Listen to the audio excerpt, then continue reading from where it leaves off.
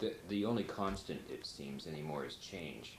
Mm. So if I'm sitting down to determine what my priorities are today, what my principles are today, is there any guarantee that they're going to put me in good stead for that 5-year mark down the road?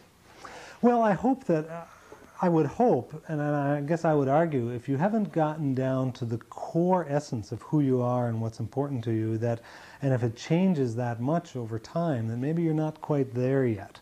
What can change, the analogy I like to use is that your values, your sense of self, where you're going, is kind of like the root system and maybe the trunks of the tree. The circumstances, the events, the jobs I might hold, even perhaps some of the relationships I might have, could be like some of the branches or leaves, and some of them may break off, some of them may change with the seasons, but hopefully I'm well grounded, well rooted, and have a good solid sense, and as the years go by I'm building deeper and deeper roots and sending out more and more feeder roots that keep me pretty solidly grounded in who I am and what's important to me in my work. So that's the first step, is answering those questions for yourself. I think so, yeah. And then it's looking at, now what can I do to align either where I currently am, so looking at the system that I'm currently part of, or the organization that I'm part of, the circumstances that I'm in, and to say, well, if there's a big misalignment there, so I've spent some time thinking about those 3 questions, got some clarity on that. Now, if there's a big misalignment, is there something I can do to change, maybe move into a different role in this organization, maybe do something else to build on the skills or experience I already have? And if I can't, then maybe it's time for me to take a look at changing the system, or leaving the system, leaving the organization, whatever it may be, and starting to create my own opportunities, create my own job. This is where a lot of entrepreneurship really comes from, is people, I've met a lot of people in the last few years, and I believe that there's a real major awakening happening in much of the Western world around, maybe it's part of the baby boomers starting to kind of grow up, and this sort of feeling that we've got to get more out of work than just a job or a paycheck, and that there needs to be a lot more meaning to our work, and that for some is this all there is? There's got to be more to it than this.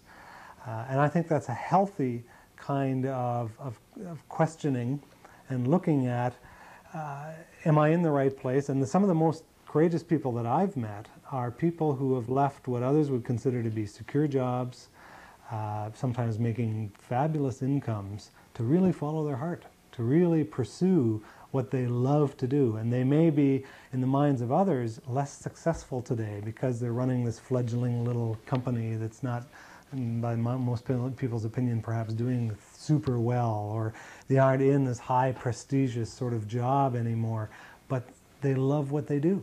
They can face themselves in the mirror every morning and feel much prouder of who they are, feel much truer to who they are, and I think they're successful. I think they're much more successful than the person who stays trapped in a role they hate. And one of the statistics I think that's really tragic is that most heart attacks occur at 9 o'clock on Monday morning, which really tells us that an awful lot of people are literally dying from their work. And some of the numbers, I think, are frightening. That we live in one of the richest countries in the world, with billions of people who'd give anything to trade places with us to be here in Canada, and yet so many people, it's off to work they go, it's a 4-letter word, it's all the things that we hear about how horrible work is. Well then, why are you there? And there's lots of other choices available. It's, I think a lot of those folks become what I call, they succumb to the victimitis virus, the poor little me syndrome. There's nothing I can do. It's my boss, it's my parents, it's my partner, and they end up talking themselves into a trap, believing that there's nothing they can do about it.